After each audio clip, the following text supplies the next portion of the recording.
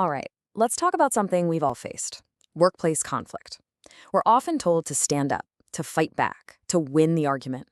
But what if I told you the most powerful way to win is to strategically refuse to fight in the first place? Today, we're going to unpack how to navigate those impossible office battles, not by fighting harder, but by thinking smarter.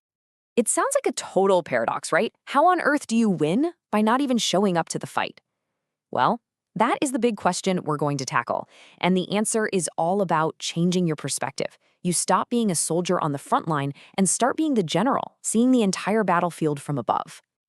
Okay, so first things first, we have to survey the battlefield, which in this case is the modern office. Before you can even think about a strategy, you've got to know exactly who you're up against, because not all office antagonists are cut from the same cloth. So you've generally got two types of aggressors you might run into. First, there's the controller. This person is like a sniper.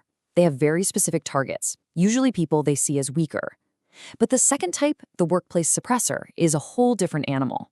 This person is more like a grenade. Their low self-esteem makes them lash out at almost everyone around them, just to feel powerful. Knowing the difference is absolutely critical to your strategy. Now, a suppressor's favorite weapon is something called soft suppression.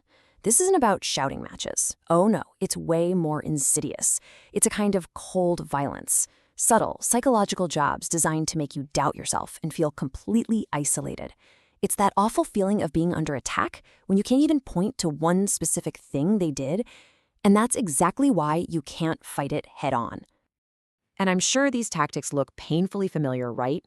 We're talking about being micromanaged into the ground, having every tiny mistake blown up into a huge deal, being accidentally left off meeting invites, or watching promotions go to everyone but you. This is the playbook of soft suppression. So, you've identified the threat. You know what you're dealing with. So what now? This is where everything changes. You stop seeing yourself as the victim and you start thinking like a modern general. And your greatest weapon isn't going to be a sharp comeback. It's going to be your own mind, specifically your emotional intelligence. Emotional intelligence, or EQ, is the absolute core of this whole strategy. And look at the definition carefully. It's about managing your own emotions first. See, a suppressor feeds on your reaction. They want the drama, the chaos. When you manage your own emotions and stay calm, you are literally cutting off their fuel supply. You're starving them of what they need.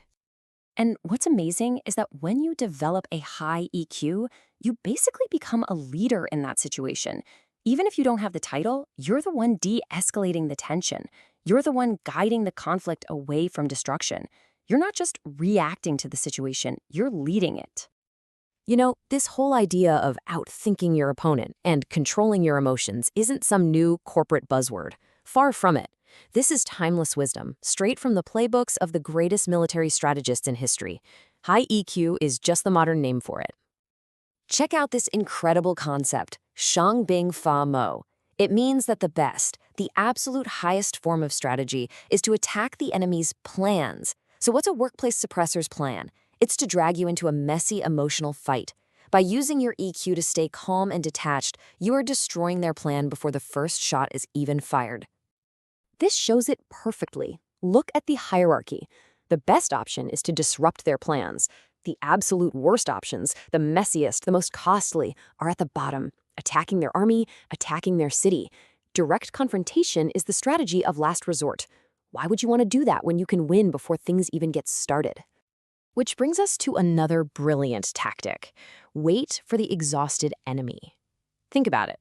The suppressor is burning a ton of energy, trying to provoke everyone and everything. Your strategy? To conserve your strength, to stay calm. You just let them wear themselves out. Your inaction becomes your most powerful weapon. Okay, let's bring all this ancient wisdom into the 21st century office. How do you actually use this when someone's being a jerk in a meeting? Let's get practical. So, the guiding principle is this. You meet their wild, chaotic energy with your own calm, strategic defense. You become the immovable rock in their storm. You're not fighting back, you're just refusing to get sucked into their game. Here's your first tool. It's so simple, but it is devastatingly effective. When they make some unfair criticism or ridiculous demand, you just look at them calmly and say, "I don't think so." That's it. No explanation, no argument. It's a verbal shield that just shuts the whole attack down. Now, tool number 2 isn't really a counterattack. It's more of a boundary.